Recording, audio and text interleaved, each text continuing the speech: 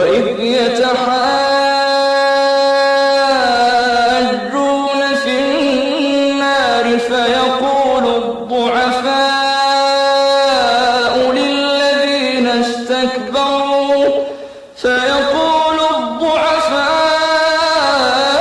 للذين استكبروا إنا كنا لكم تبعا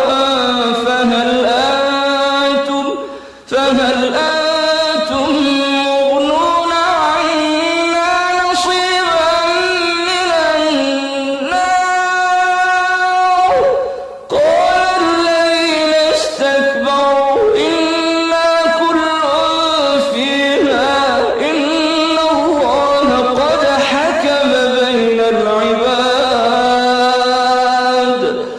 وقال الذين في النار لخزنة جهنم ادعوا ربكم يخفف عنا يوما من العذاب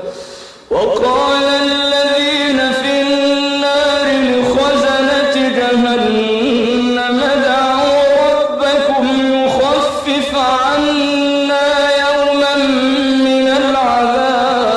العذاب قالوا أولم تك تأتيكم رسلكم بالبينات قالوا بلى قالوا فادعوا وما دعاء الكافرين إلا في ضلال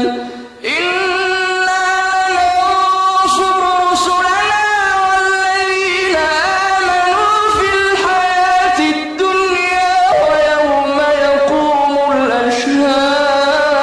الأشهاد يوم لا ينفع الظالمين معذرتهم ولهم اللعنة ولهم سوء الدار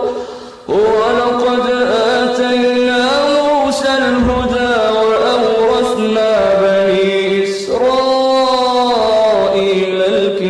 الكتاب هدى وذكرى لأولي الألباب فاصبر إن وعد الله حق واستغفر لذنبك وسبح بحمد ربك بالعشي والإبكار إن الذين يجادلون في آيات الله بغير سلطان أتاهم إن في صدورهم إلا كبر ما هم ببالغيه فاستعذ بالله إنه هو السميع البصير لخلق السماوات والأرض أكبر من خلق الناس ولكن أكثر الناس لا يعلمون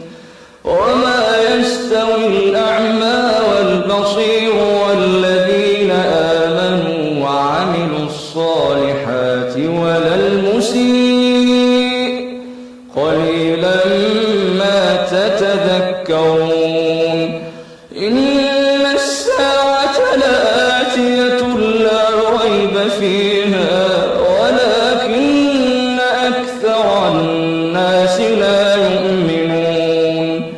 إن الساعة لآتية لا ريب فيها ولكن أكثر الناس لا يؤمنون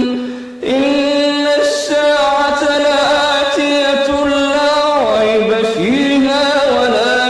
ولكن أكثر الناس لا يؤمنون وقال ربكم ادعوني أستجب لكم